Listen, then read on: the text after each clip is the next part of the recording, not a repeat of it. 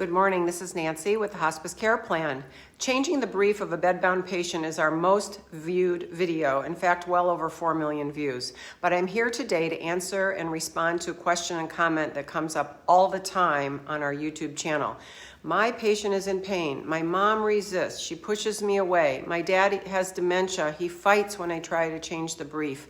What can I do?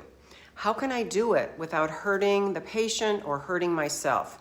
Brenda and I know that this is a very difficult process. We know there are many ways to accomplish it. We know that the patient may not lie still or help themselves or even receive the care comfortably.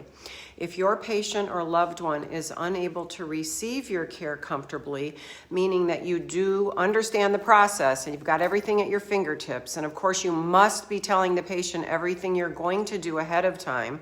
In fact, don't touch the patient without letting them know you will be doing this and that you're there to care for them. Again, I'm assuming that you are doing everything to calm and reassure the patient. There is a turn sheet under the patient so you're not pulling directly on their body.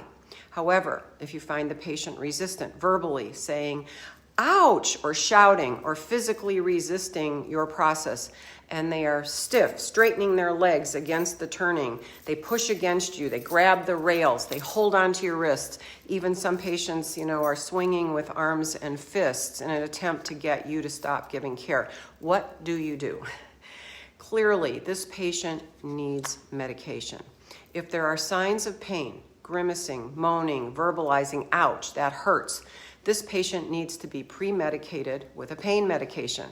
Of course, you can get some help first, possibly get somebody to help you before reaching for medications.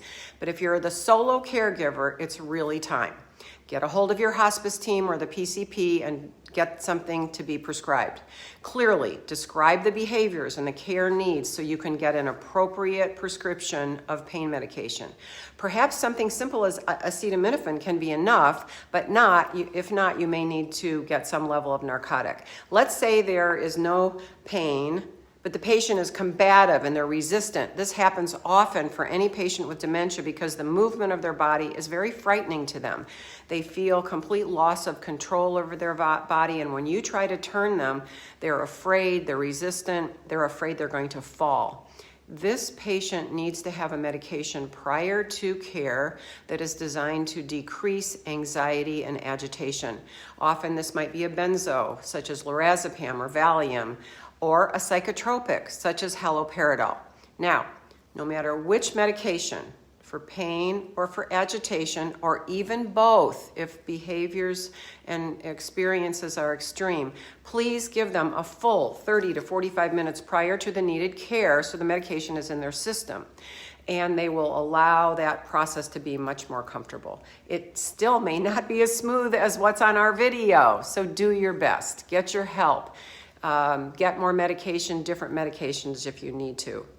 Please go to our website, the Hospice Care Plan, for our booklet, which gives a lot of information about these types of questions. Go to our YouTube site, watch more videos. Remind yourself, what's the best technique, how to turn a patient and change an incontinent brief. We know there are many ways and that lots of you have tips. So send those in to me with comments. We are always looking for your needs for caregiving because our motto is care is treatment.